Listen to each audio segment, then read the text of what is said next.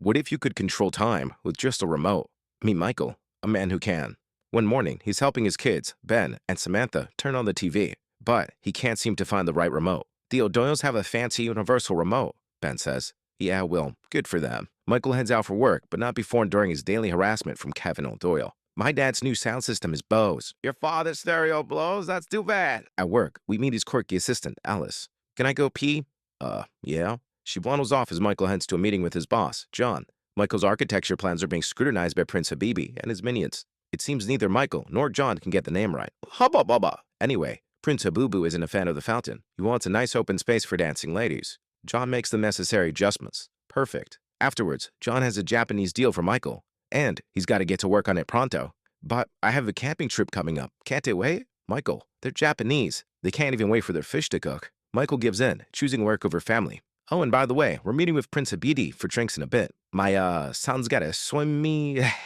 just kidding. We cut to Michael making a late arrival at Ben's swim meet. Fortunately, he makes it just in time to greet his son. That is not his son. The boy's angry parents look on. Okay, there's my son. Nobody falls for Michael's lies. They know he was late. Then, Bill, Ben's swimming coach, pulls up. He gives Ben the type of fatherly attention Michael ought to be giving. Unfortunately, he's too busy taking a call. Several hours later, Michael is still busy on the phone, and we can see that his son is starting to pick up some of his bad habits. Fortunately, Michael's dad makes up for his absence by showing the kids a magic trick. Sometimes, I'm so hungry, I eat this here quarter. Are you kidding me?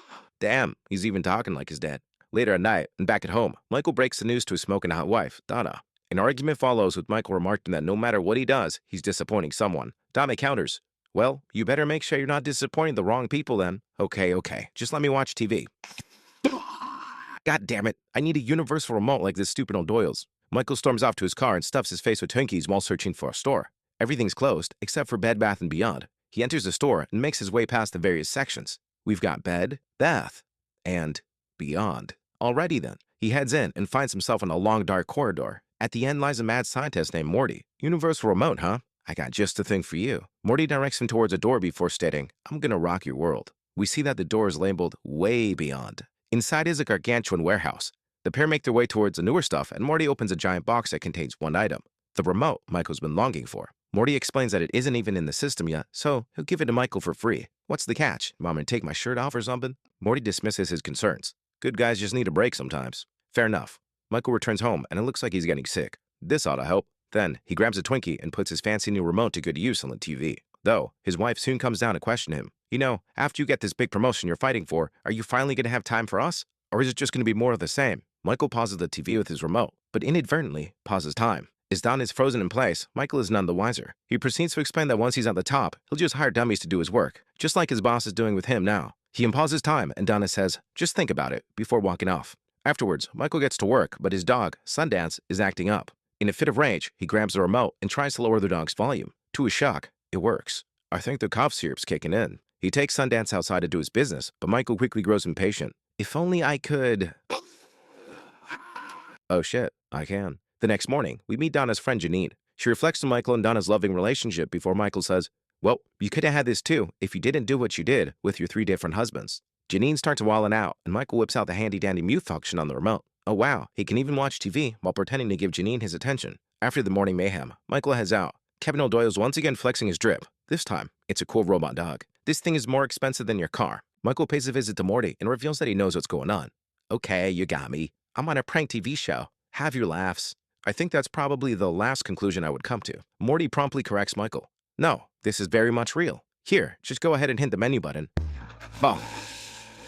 Cool. Turns out, he can use his menu to jump around his memories. We take a trip back to when Michael went camping with his family. We catch a glimpse of his child self inviting the other kids over for food, but they all go with another kid whose family has a fancy RV. Michael eats with his family, and his dad unveils the quarter trick for the very first time. Though, Michael knew from the first instant that it was just a trick coin. For his dad's sake, he never told him.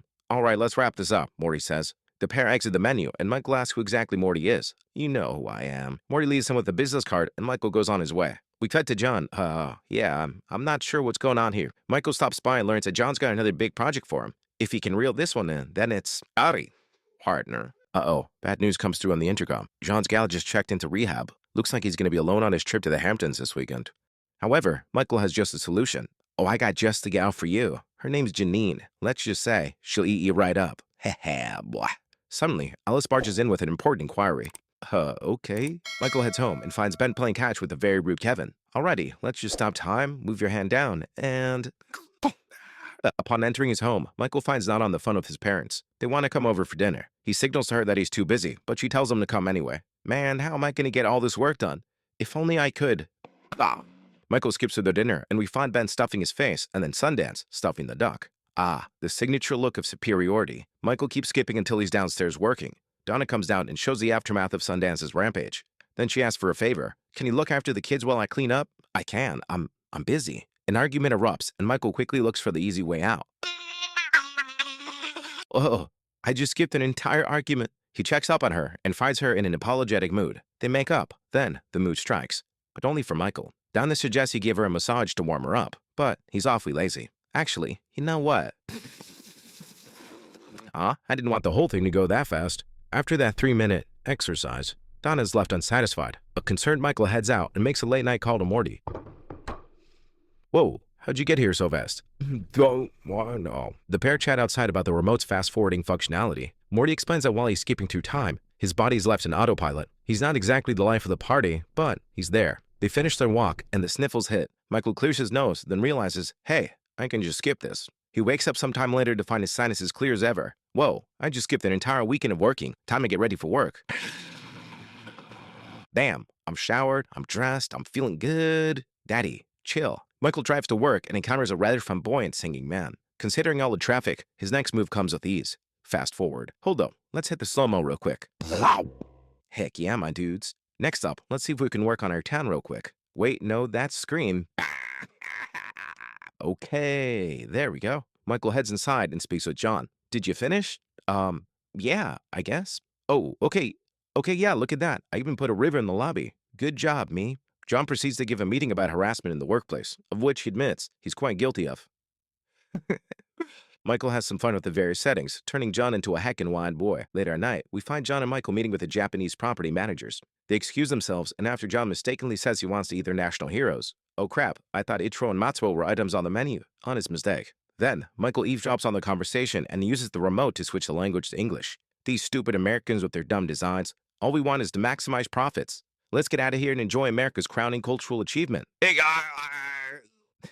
Okay. They return back to the table and Michael echoes their thoughts. He tears away his plans and says, now that I got to know you guys, I know what you want. Let's build more rooms, maximize profits, and then hit up the TGI Fridays. John looks on with utter shock. However, having just made partner, an elated Michael returns home with presents galore. The kids flex a new drip in front of Kevin, while Donna enjoys hers inside. I knew something good would happen today. I heard her song playing on the radio this morning. Our song.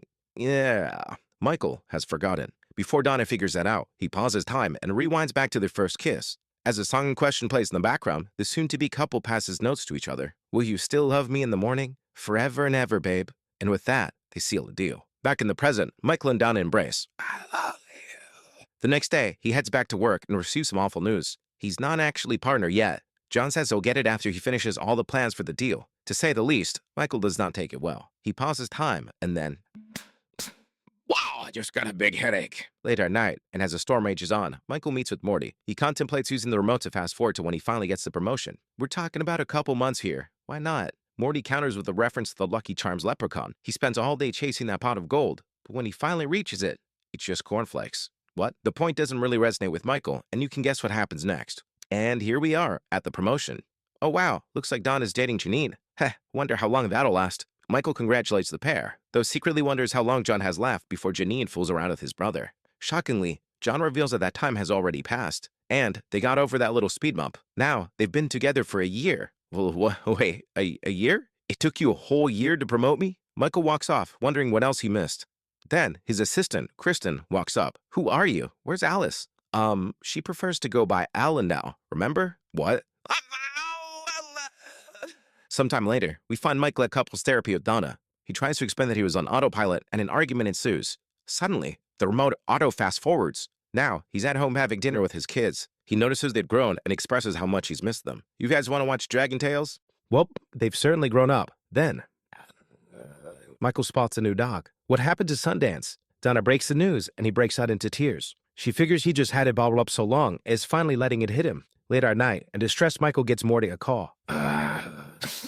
Michael composes himself, then Morty explains that the remote has adapted itself to his preferences, fast-forwarding in line with his previously recorded behavior. Michael attempts to get rid of the remote, but no matter what he does, it ends up back in his hands. The next morning, Michael tries to avoid skipping time by avoiding all the activities that might trigger the remote, such as showering, getting dressed, and driving. He ends up biking to work where he meets a John, who's pretty shook about his choice in the tire. The first day after you make partner and you're dressed like that? Yeah, who cares who has the better suit?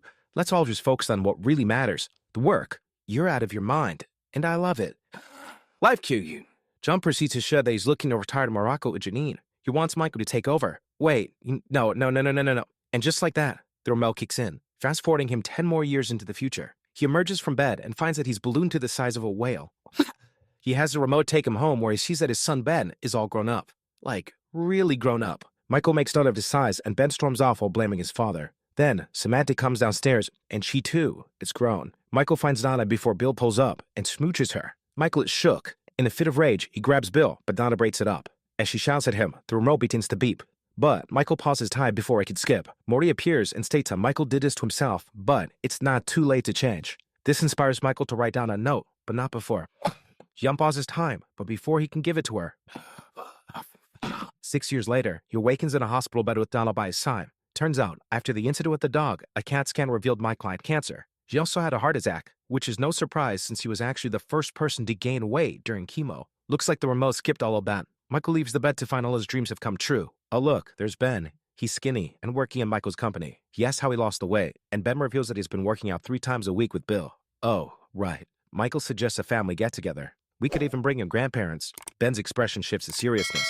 He sits his father down and hands him a glass of water before breaking the news. Grandpa passed away, Gad. Michael bursts into tears and Ben comforts him. Then, he leaves to visit his father's grave and desperately tries to go back to his final moments. Morty appears and lets him know that he can't go there because he missed it. Instead, Michael goes back to the last time he saw his father. We see him at his office ignoring Ben before his dad locks in. He suggests a night with the boys, him, Ben, and Michael. Though, Michael is all work and no play. Oh, come on, son. I'll show you how the coin trick works if you hang out with us. I've always known how the stupid coin trick works, Dad. Don't get out, I'm working. The present-day Michael looks on with disgust at his actions, while his father walks off, holding back tears. Back to the graveyard, Morty reveals his true form. He's an angel of death. Michael charges after him, though quickly realizes he's no match for a supernatural being. Who'd have thunk it? He cowers in fear and begs the remote to take him somewhere pleasant. We find ourselves at a wedding sometime in the future. Michael is brought up to give a speech and receive Ben with his groom. His dad is gone, but at least his mother is still well. They chant, and she pesters Michael for letting Donna go.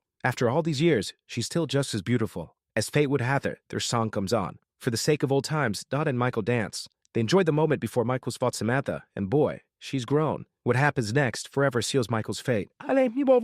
Dad? With those words, Michael collapses. He has a heart attack and awakens a few hours later. Ben and Samantha are looking over him. Ben mentions he's gotta leave soon, to which Michael responds, "Oh, you got the honeymoon, huh?" No, Dad, actually I had to postpone that. I gotta do some damage control for the business. Michael tries to talk him out of it, but Ben assures him that his girl understands that work is more important. To his dismay, Ben walks out. Not wanting his son to live out his same mistakes, Michael emerges from bed, ripping on everything attached to him in the process. He makes a sneaky-peeky escape.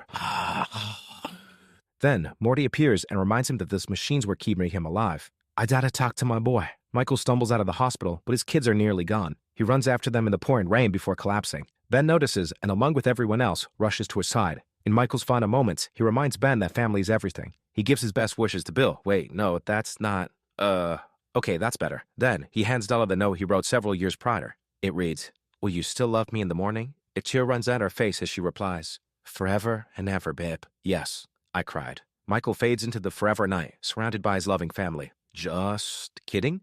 Michael is really awakened in the Bed Bath & Beyond that were the workers. You're not actually supposed to sleep on the beds, you know. Filled with joy is second chance of life. Michael lifts the man up before we cut back to his home. He wakes up his whole family, then pretends to work while his angry wife comes down. Don't you see I'm busy, Donna? I gotta keep working to come up with ideas for all our activities on the camping trip. It takes Donna a second, but she soon realizes what Michael just said. The kids come down and he shares the good news as Donna looks on her joy. As the film ends, Morty tests Michael one last time, leaving the remote on his kitchen counter. And into the trash you go. Make sure to subscribe and turn on notifications so you don't miss videos like this.